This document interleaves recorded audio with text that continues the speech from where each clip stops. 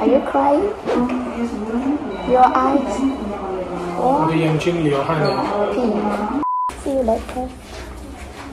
Can't believe how cheap it is. I feel like they've made a mistake. Is that true?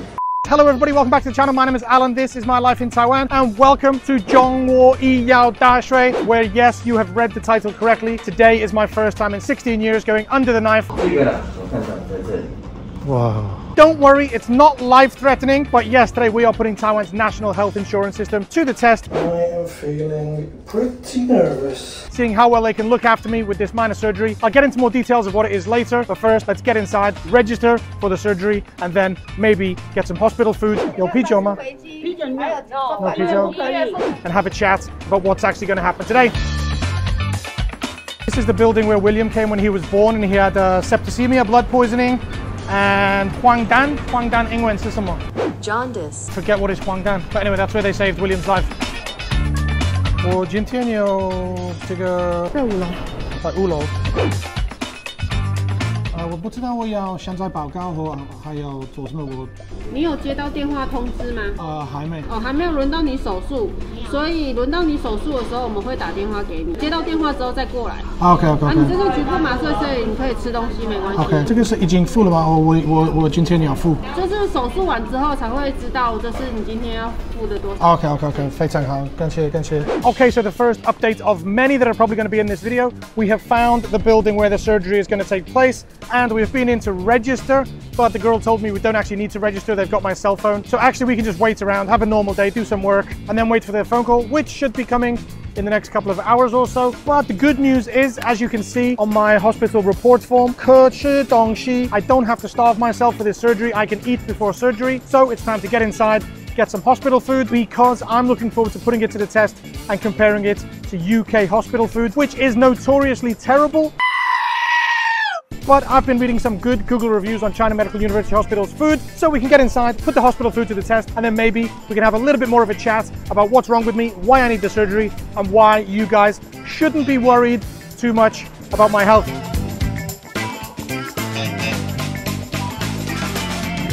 我不可以吃吗？我今天有坐在里面。里面是去消费吧，我们店内的员工进。外面有便当。Okay, so I have no idea really what is going on, but they've told me because it's somebody's birthday, the canteen is closed. So these bientang outside the restaurant are the only options. 这个呢？这个多少？130，但是柠檬鸡哦，130。好，这个看起来很好吃。只要1份吗？还是要再加一？就是1份。这个是什么？蒸蛋，刚做出来的。OK， 蒸蛋也有。有啤酒吗？啤酒没有。有啤酒？可以。OK。或者是里面可以吃东西吗？可以吃。啊。Okay, so after that little bit of hullabaloo at the hospital canteen, we eventually asked permission if we can eat in the public area. So we found this little waiting area with air conditioning to get my healthy hospital food bientang eaten, starting with this rather healthy gaoli tai tang.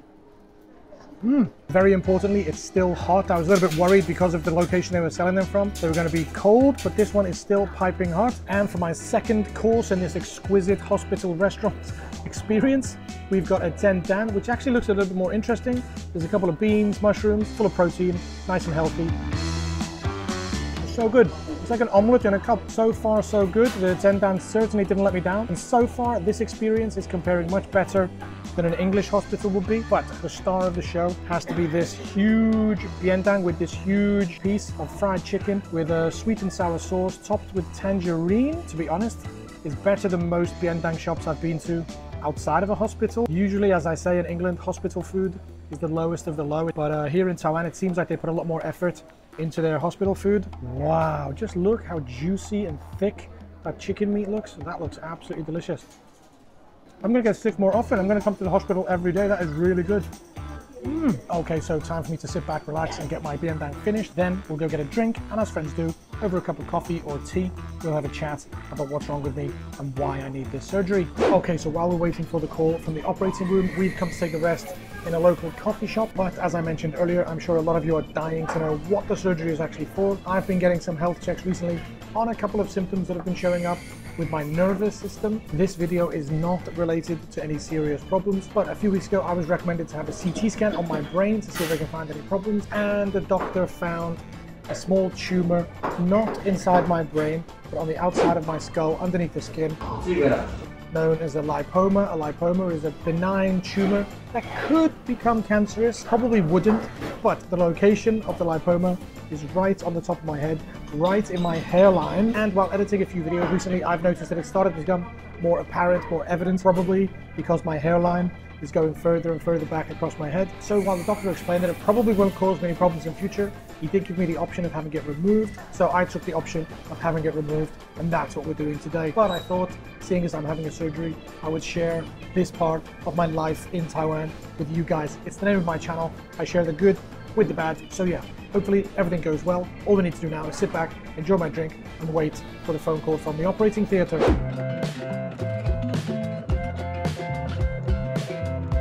Okay, so it's been a couple of hours. I've been working in the coffee shop, waiting for that phone call to come, telling me when the surgery can start. Very unnerving, just sitting and waiting for the surgery to commence. And it made me think a little bit about that I haven't actually shared with you guys how I feel about having surgery in a foreign country. And I am petrified. I've actually come outside to film this little part because I don't want my Taiwanese friend who's come with me to help me translate and film everything to get worried and see me nervous like this. I'm being pretty stoic and stiff upper lipped as a British person should be about the whole thing, telling her I'm not worried, but it is going to be worrying when I get in there, not really knowing what happens, not really knowing the procedure, and not knowing whether or not my friend can come in to translate for me. So surgery in my home country of England would be nerve-wracking enough, but doing it in another country is putting so much trust into that system and so much trust into the doctors. I'm sure everything is going to be fine. It's not a major surgery. I'm not having a kidney replaced or a heart transplant or a brain surgery, but it's just a little bit frightening. So I thought it's best for me to share that feeling with you guys as opposed to just pretending that everything is okay and that I'm really not worried. I am a little bit worried. I'll be so happy when it's over. Not to mention the fact that William is coming next week. Oh, that's him. That's him. That's him. And he's going to see me with a bandage or a scar or stitches on my head. So he's going to be worried too. I haven't told him anything about this surgery yet, so lots to think about, lots to digest and process mentally. We love CMU. I'm hoping that I'm still going to say that when this is all finished and everything is done. But yeah, I hope you don't mind me sharing a little bit of a personal feeling out here. Getting old sucks. Being unhealthy really sucks. I'm so grateful for my general good health. Only when something like this happens that you start to think about other people that are less fortunate than you. Anyway, let's go back to coffee. Let's wait for that phone call.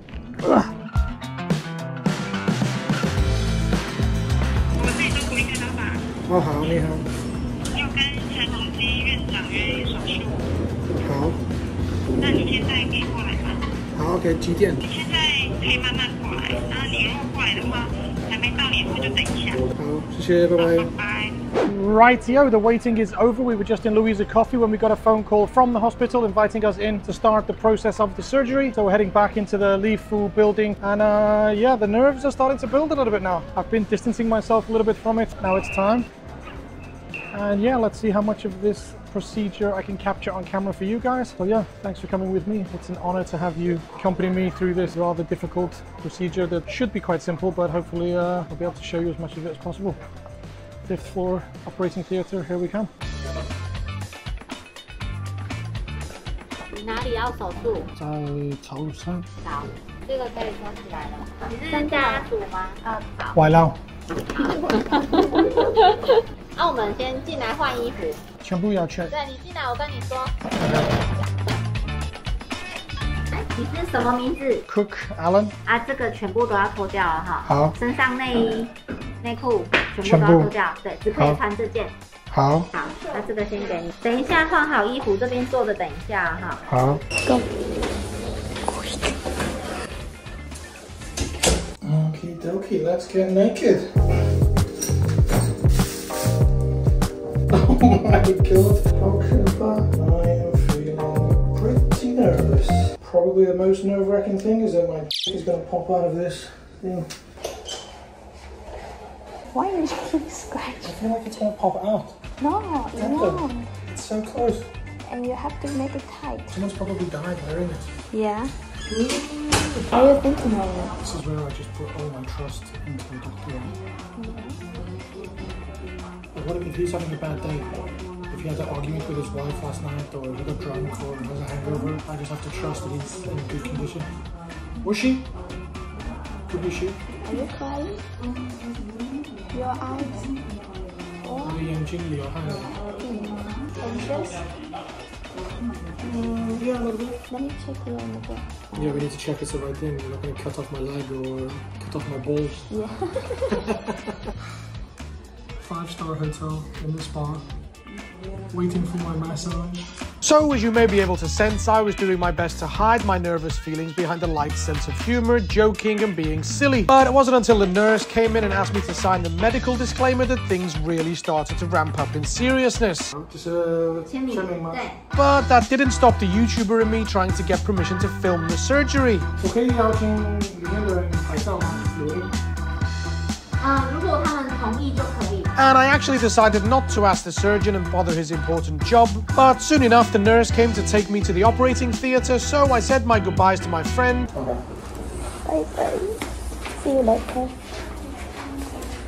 And was rather dramatically asked to sit in a wheelchair to be taken off to the operating room. And it's here that filming had to stop, but through the wonder of my memory and the advancement of AI image creation, I will tell the story here in voiceover. As the nurse wheeled me into an elevator and took me to another floor before wheeling me gently into the operating theatre, where I was asked to step out of the wheelchair and onto the operating table. And this is where, for some reason, AI thinks I got dressed into a full suit and tie. And I was surprised by how serious the operating theatre was. I had expected this small surgery to take place in a normal ward just behind a curtain, but this was the real deal. Huge surgical lights, surgical tools all laid out next to the bed, and of course several nurses preparing everything for the surgeon's arrival. And after waiting on the bed for a good few minutes, the surgeon arrived and immediately came to expect what was to be done, and interestingly seemed to be accompanied by a Mexican intern who was taking notes and answering the doctor's questions in a mix of English and Chinese. Now, I won't get into the full details of the procedure, but first I think I was covered with iodine, then the area around the lipoma was shaved, then the surgeon told me he was about to inject the anesthetic, which for some reason AI thought he injected into my stomach, but yes, he actually injected it into my head, and that was basically the last thing I felt other than a little tugging on my skin here and there. I didn't even feel it when the nurses replaced my clothes with the Union Jack flag and swimming cap that AI seems to think I was wearing, until I overheard the doctor asking his Mexican intern, "In your country, do you show the sample to the patient?" To which I blurted out, "I really want to see." And the doctor obliged by showing me a shiny white lump, to which I inexplicably declared looks like one of my testicles. And the doctor pulled a face of pity and said, "I hope your testicles are bigger than this," before disappearing without so much as a goodbye. The whole surgery had taken about 45 minutes, and of course the surgeon, who I later found out was one of the top surgeons in Taiwan, had performed the surgery excellently, leaving me with 7 stitches and absolutely no pain at all. And I was then put back in the wheelchair and wheeled back to my friend, where the filming can start once again. You finished. 很感动. Why is it? And yes, I did feel really emotional, which I'll explain more in detail later, but basically being so helpless and also so well looked after, it caught up with me and I was fighting the urge not to hug the nurse and thank him and all the other staff for taking such good care of me. And perhaps a little part of me was thinking back to 11 years ago when they had done the same thing for William in the very same building. But anyway, back to the video, and time to see how much this perfectly performed surgery was going to cost me using Taiwan's national health insurance system. 590好，谢谢。590块 for a surgery to remove lipoma from my head. Can't believe how cheap it is. I feel like I've made a mistake. Is that true? No, it's not mistakes. I like this part. They crossed out this and just wrote this. We can go get some nice dinner after we get medicine. Let's get medicine. 好。Okay, and just like that, my first time going under the knife here in Taiwan is over. And I have to say, I feel incredibly emotional, incredibly moved, but also incredibly lucky to live in this country where not only is medical treatment cheap and affordable, but also at the cutting edge, the forefront of international medicine, where I really didn't have to feel as nervous as I did before going into such a minor surgery. As I said earlier, Chen Yanzhang was completely professional, made me feel like there was nothing at all to worry about once I entered that surgery room, and all of the nurses and other supporting staff that helped me. I don't know what else to say other than a huge thank you for making me feel as safe and well looked after is probably the only way I can really describe it as simply as possible without crying here in the street. I've got to wear this badge of honor for the next few weeks. While William is here, we're going to have to figure out a hat situation, but that's just a small price to pay in order to be safe and healthy and well looked after here in Taiwan. Thanks to Annie, my friend who helped me and gave up her time. I'm sure she won't want me to mention her in the video, but without Taiwanese friends like that, it's yeah, life is difficult without Taiwanese friends. So if you're coming to Taiwan to live here, make sure you get yourself as many Taiwanese friends as possible. That's my advice. I think that's enough for this video. Thanks for watching to the very end of it. I'll keep you updated with any progression or change of symptoms, but hopefully everything is hunky-dory from now on. There will be another medical video coming pretty soon once I find out exactly what's wrong with me. But yeah, everything else is pretty hunky-dory. And as I said, just so happy and grateful to live in Taiwan, where the medical system is so cheap, affordable, safe, and downright amazing. Thanks for watching. As for now, and as always, stay safe, look after each other, and I'll see you next time in my life in Taiwan. Peace. Bye-bye.